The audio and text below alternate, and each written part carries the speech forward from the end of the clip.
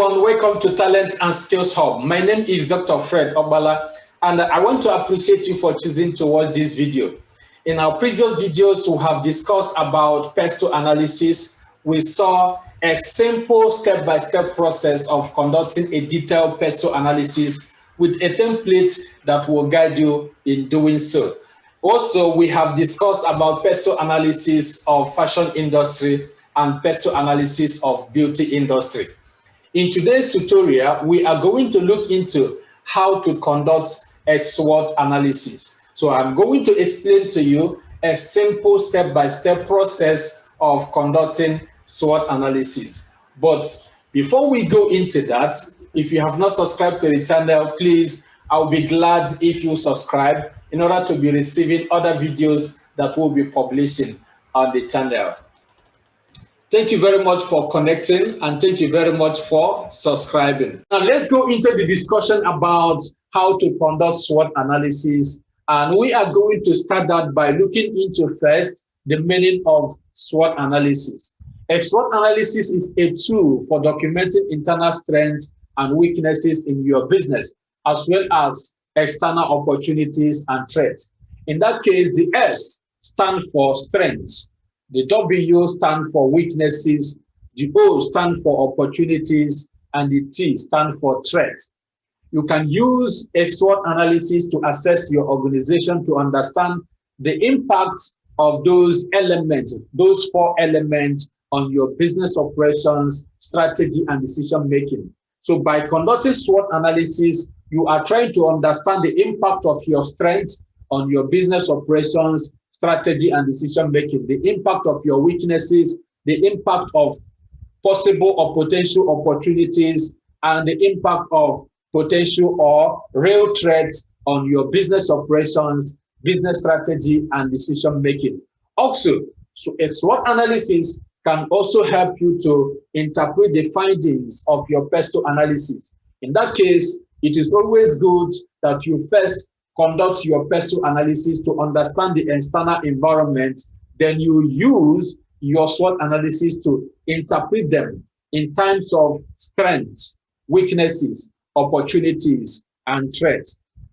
Then you will use the information that you obtain from your SWOT analysis to plan your business, set your targets, and achieve your goals. Then, how can you conduct a SWOT analysis? I'm going to explain to you 5 simple steps to conduct a SWOT analysis of your organization. And number 1 step is you need to research about the business, industry, and markets. In that case, before you begin your SWOT analysis, you need to do some research to understand your business, understand the industry where your business is operating, and understand the market.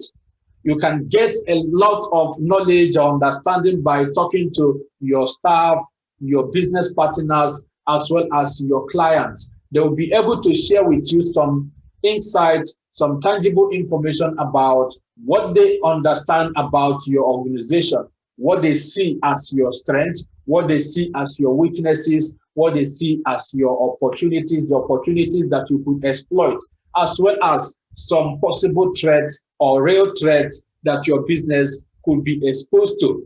Also, you can do some market research to understand what your competitors are doing. All this will be able to help you to move into step 2, which is about listing down your business strengths. So that in that case, you are identifying and listing what you think your business strengths are. For example, your strength could be your employees, available skills in the company, financial resources, your business location, cost advantage, and competitiveness. So at this stage of SWOT analysis, the list does not need to be definitive. Any ideas and thoughts are encouraged. Just write down everything that comes to your mind, everything that you think is what you are good at. Then, some of the questions that could help you to identify your strengths are: what advantage does your business have over others? What do you do better than any other person else? What unique or lowest cost resources can you draw upon that others cannot? What do the people in your market perceive as your strengths? So what are the things that the people you talk to, the people you spoke to in your step one, what did they tell you as your strengths? And what factors help you to win businesses? Also, what do you think is your unique selling proposition? All this will be able to give you the answers about what might be or what are your strengths or the strengths of your business. Then with that, you move into step 3, which is about listing the business weaknesses.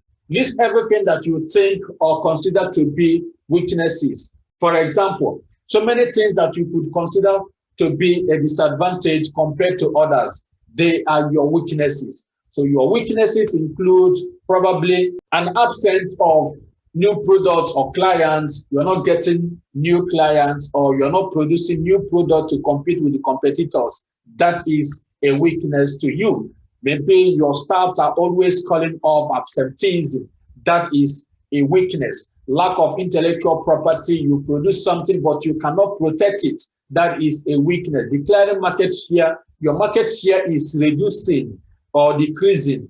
That is a weakness. Also, make sure that you address every weakness that you have raised in your SWOT analysis. SWOT analysis is not for formality's sake. It is for you to be able to carry out actions in order to address every negative things and enhance the positive ones. Therefore, if you are addressing your SWOT analysis and you are conducting your SWOT analysis frequently, you will find out that some weaknesses you identify today will no more be weakness tomorrow, because probably you have dealt with them and you have addressed them. But at the same time, you can also discover that you are now find out new weaknesses. That indicates that your business is actually progressing and there is improvement, because once you overcome one weakness, definitely another weakness is sure to come, and that shows improvement in your business process. Some of the questions that could help you to understand your weaknesses or identify your weaknesses are: what could you improve?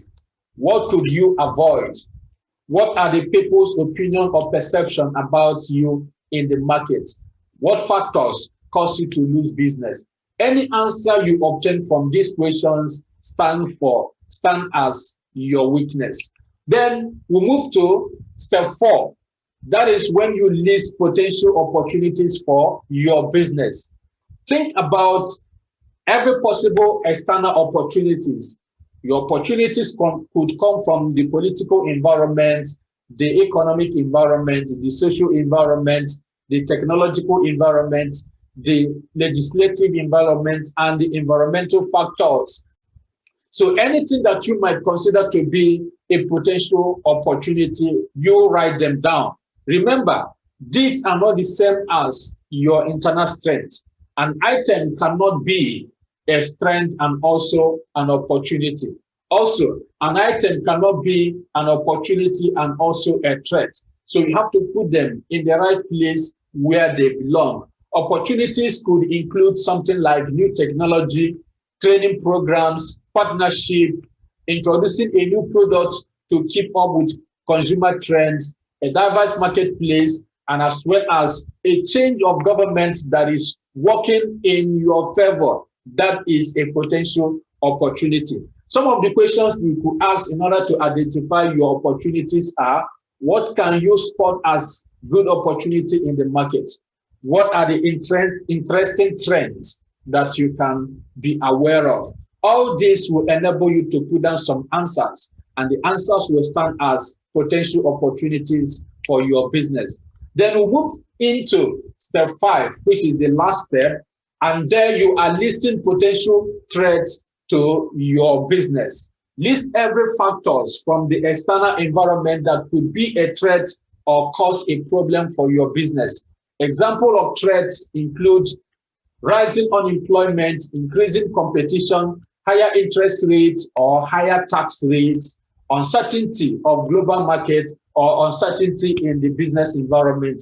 All these could actually stand as a threat to stop you from achieving success. And some of the questions that you could ask in order to identify your threats include: What obstacle do you face? What are your competitors doing? So what are the things they are doing that could make them to become better than you? Are quality standards, compliance requirements, or specification for your business, product, or services changing? And what effects could they have on your business by the nature of the changes? Is changing in technology threatening your position in the market? Do you have bad debt or cash flow problems? Do you have bad review from the customers? All these could actually be a serious threat to you. And also, some of your weaknesses can actually turn to become threats to you. So in that case, you need to be able to address them in order to identify them. Once you have completed the steps above, you have 4 separate lists. Ideally, this list can be displayed side by side so that you can have overall picture of what stands as your strengths, what stands as your weaknesses, what stands as your opportunities, and what stands as your threats. So in that case, you may use a template like this, where you position your strength as against your weaknesses, your opportunities as against the threats. In that case, the whole idea is you will be able to see how you could use your strengths to overcome your weaknesses, how you could use your strengths to exploit your opportunities, and how you could use your strengths to fight or navigate around the threats that your business could actually be exposed to. At the end of the day, this could be an example of the list you could have as related to your business. So this could be a template to guide you in doing a SWOT analysis. So that is a simple step-by-step of conducting SWOT analysis. In summary, the 5 steps involved in conducting a detailed SWOT analysis include: number 1, understand your business, your market, and the industry. And number 2 step is list down everything that you think could be considered as your strengths. Number 3 is to list down everything that you consider to be your weakness. Number 4 is to list everything that you consider to be a potential opportunity for you. And number 5 is to list down everything that you consider to be a threat that your business could be exposed to. By the time you have this information in 4 different lists, you'll be able to have the overall picture that will enable you to devise the strategy that will enable you to overcome those weaknesses, exploit your opportunities, and fight your threat or navigate around your threats. Thank you very much for watching, and please remember to subscribe in order to be receiving other videos that will be publishing on the channel. Thank you.